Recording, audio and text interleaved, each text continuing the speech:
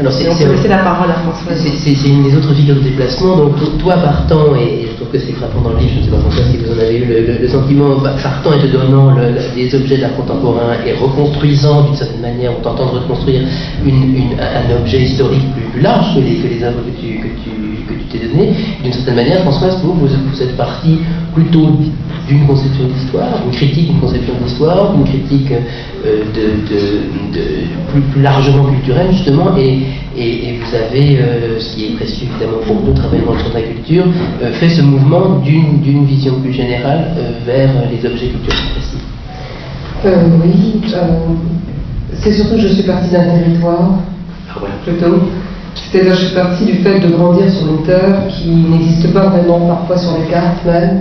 qui n'existe pas dans l'imaginaire occidental, qui est l'île de la Réunion, qui est une toute petite île, qui n'a pas du tout le statut des îles du Pacifique, ni des îles des Antilles, ni des Caraïbes, qui n'a jamais fait rêver les Occidentaux, et qui est une petite île perdue, et qui en même temps, sur cette petite terre, elle rassemble des grands événements de l'histoire, l'esclavage, ce qu'on appelle l'engagisme, c'est-à-dire après l'esclavage, quand on fait venir les travailleurs des Indes ou d'Afrique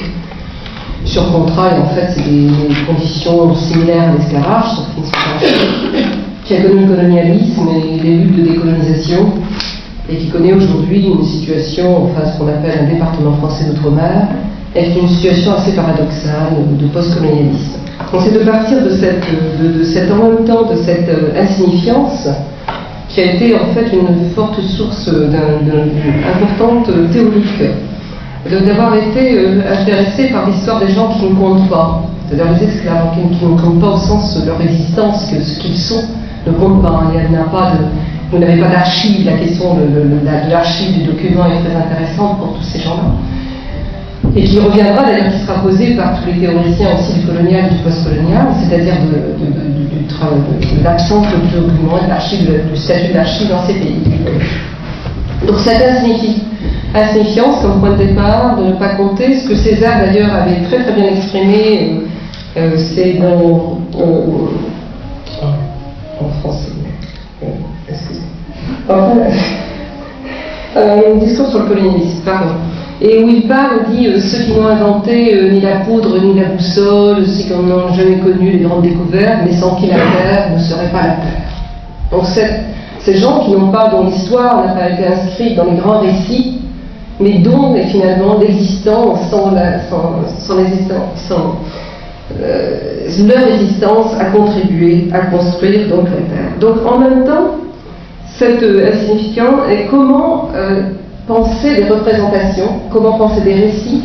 comment dire l'histoire de ces gens qui ne comptent pas, de ces histoires qu'on peut compter, qui sont prises comme ça dans l'histoire de l'Empire colonial, enfin bon, tout ça c'est des détails, et quelles vont être les représentations si ces représentations sont tout simplement la représentation nationale. La décolonisation, elle offre comme contre-récit du récit hégémonique occidental le récit d'une conscience nationale,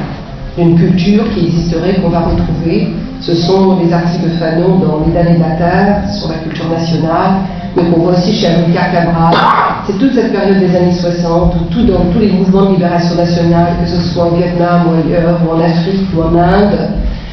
un autre récit d'histoire est proposé, un autre récit de la nation, une autre idée de ce qui constitue donc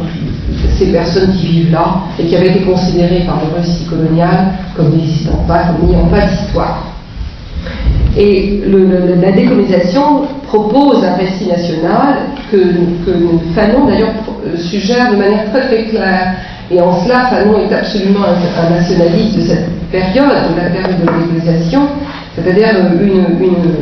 une culture qui retrouverait des choses du moment précolonial comme quelque chose d'authentique, de pur, qui verrait presque le moment colonial comme une parenthèse, et qui retrouveront ça, pour s'appuyer là-dessus, pourrait reconstruire une culture qui ne serait plus donc touchée, blessée par le colonialisme. Et ça, là-dedans va s'engager d'ailleurs tout un art, des artistes, des écrivains, tous ces écrivains des années 70, les cinéastes d'Afrique, d'Asie,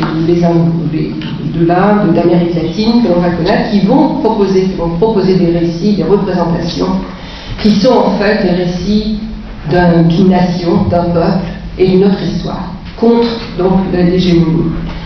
arrive dans un deuxième moment, ce qu'on peut appeler la critique postcoloniale, à partir non pas, comme certains critiques des théories postcoloniales disent, en disant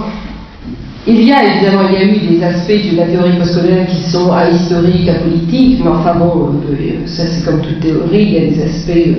qui peuvent être complètement limités, contradictoires. Mais la critique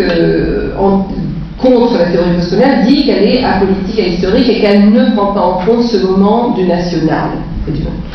Je pense que c'est plutôt d'observer, d'analyser les impasses du national, de l'art national, de la culture dite nationale. Donc c'est à partir de ces territoires, de ce territoire qui posait donc ces questions, de venir d'une petite île qui ne comptait pas, qui en même temps avait connu tous ces événements assez de grandes catastrophes, l'esclavage, le colonialisme, l'engagisme, la décolonisation,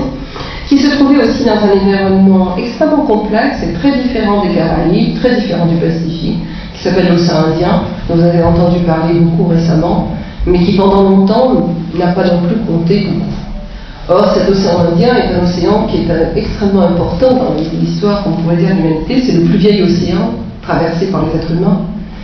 L'importance que l'Atlantique a prise, c'est justement par cette espèce de biais que pour les Occidentaux, on regarde, parce que l'Atlantique, c'est eux qui l'ont construit, c'est eux qui l'ont découvert, c'est eux qui l'ont modelé, c'est eux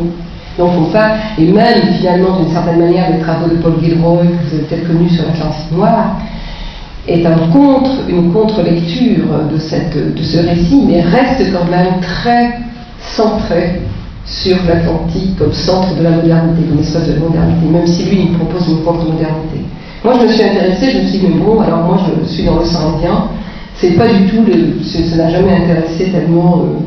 ni les grands historiens, et en même temps c'est cet espace de rencontre entre des mondes très très tôt, bien avant l'arrivée des Européens, entre la Chine et l'Afrique, dès le 8e siècle, 8e, 9e, 10e siècle, entre la Chine, l'Afrique et le monde musulman, à partir du 10e siècle. Et donc c'est un monde, c'est un espace, un monde culturel, donc de percevoir l'océan Indien comme espace culturel, l'océan lui-même comme un des espaces où se construit une culture, et un espace où il faut constamment penser aux 6 mondes qui le constituent, c'est-à-dire la Chine, l'Inde, le monde musulman, l'Europe, l'Afrique et le monde insulaire. Toutes ces îles dont vous avez aussi entendu parler récemment, puisqu'elles ont connu cette catastrophe. Donc cette coexistence de plusieurs manières d'être au monde, et comment se sont produits là, dans cet espace, des processus de créolisation, qui sont donc très anciens, puisqu'on voit que même la civilisation swahili qui s'est développée sur la côte est de l'Afrique, est vue par les anthropologues comme une civilisation de créolisation, comme un processus de créolisation. Donc c'était de partir de ce territoire et des questions que posait ce territoire, ce tout petit territoire, et de constamment travailler les relations entre ce petit territoire, l'espace dans lequel il baignait, cet espace indien-océanique, et leur relation avec l'Europe, évidemment, puisque c'était quand même la France qui l'avait fait, puisqu'il n'y a pas de population indigène sur cette île, et que nous sommes nés entièrement de la colonisation. Donc tout cet acte de naissance, toutes ces choses-là, posaient des questions. Et moi j'ai grandi dans un moment où c'était, j'étais toute petite, mais après il y avait la guerre d'Algérie, donc des grands moments de décolonisation qui avaient des échos à La Réunion, et qui étaient très très importants, le mouvement anticolonial était très important, donc ces approches de s'opposer au récit occidental étaient très importantes.